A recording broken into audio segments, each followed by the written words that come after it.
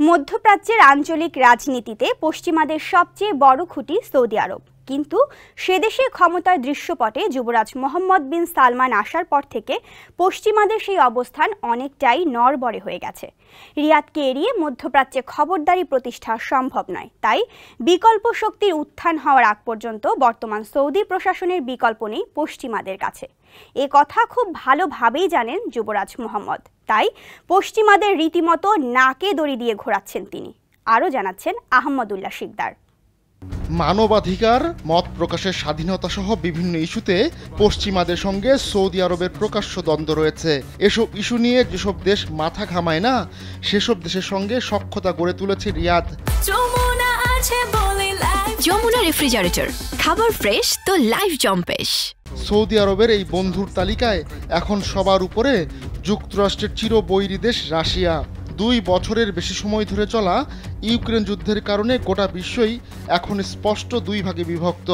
এরই ধারাবাহিকতায় একসময় পশ্চিমা ব্লকে থাকা অনেক দেশের মতো সৌদি আরবও হুমকি ছড়াচ্ছে রাশিয়ার পক্ষে। মস্কোর স্বার্থ রক্ষায় পশ্চিমাদের বিরুদ্ধে এবার সাফ কথা সৌদি যুবরাজ মোহাম্মদ বিন সালমানের। ইউক্রেন যুদ্ধের জের ধরে রাশিয়ার প্রায় 30,000 কোটি ডলারের সম্পদ বাজেয়াপ্তের হুমকি দেয় শিল্পোন্নত দেশগুলোর জোট G7। এরপরই পাল্টা জবাবে ইউরোপের দেশগুলোর ঋণ বিক্রির হুমকি দিয়েছেন যুবরাজ মোহাম্মদ, যা প্রচার করছে সৌদির অর্থ মন্ত্রণালয়। সংবাদ মাধ্যম ব্লুমবার্গ জানিয়েছে, সৌদি আরব আসলে সুনির্দিষ্টভাবে ফ্রান্সকেই হুঁশিয়ারি দিয়েছে। কয়েক মাস ধরেই রিয়াদের মধ্যে এমন উদ্বেগ ছড়িয়েছে যে ক্রেমলিনের সম্পদ জব্দ করতে পারে পশ্চিমারা। গেল এপ্রিলে পলিটিকো জানায়, চীন ও ইন্দোনেশিয়ার সঙ্গে মিলে সৌদি আরব অনেকটা চুপিসারে ইউরোপীয় ইউনিয়নকে বোঝানোর চেষ্টা করেছে যেন রাশিয়ার সম্পদ জব্দ করা না হয়। কিন্তু পশ্চিমাদের টলাতে না পেরে এবার চোখে চোখ রেখে কথা বলছে সৌদি আরব। গেল জুনে G7 রাশিয়ার সম্পদ থেকে হওয়া লাভের টাকা থেকে ইউক্রেনকে $50 বিলিয়ন ঋণ দেওয়ার ব্যাপারে একমত হয়। তবে পশ্চিমা দেশে থাকা রাশিয়ার কেন্দ্রীয় ব্যাংকের প্রায় $322 বিলিয়ন সম্পদ পুরোপুরি জব্দের বিষয়ের মতো পদক্ষেপ নিতে বিরত থাকে গ্রুপ 7।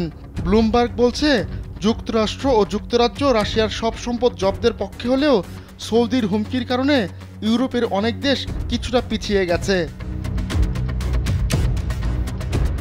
সৌদি আরবের আশঙ্কা, মানবাধিকার সহ বিভিন্ন ইস্যুতে রাশিয়ার উপর এখন যে খড়গ নেমে আসছে, একদিন হয়তো পারস্য উপসাগরীয় দেশগুলোর সঙ্গেও এমনটাই করবে পশ্চিমারা। আর তাই খুব দ্রুত বন্ধু হয়ে উঠেছেন যুবরাজ মোহাম্মদ ও রুশ প্রেসিডেন্ট ভ্লাদিমির পুতিন। তেল রপ্তানিতে নিজের ক্ষতির বিনিময়ে রাশিয়াকে ব্যবসার সুযোগ করে দিয়েছেন যুবরাজ মোহাম্মদ। একইভাবে সৌদি যুবরাজের কথায় ইয়েমেনের বিদ্রোহীদের অস্ত্র দেওয়া থেকে বিরত থেকেছেন পুতিন। আহমদুল্লাহ শিকদার, কালবেলা ডেস্ক।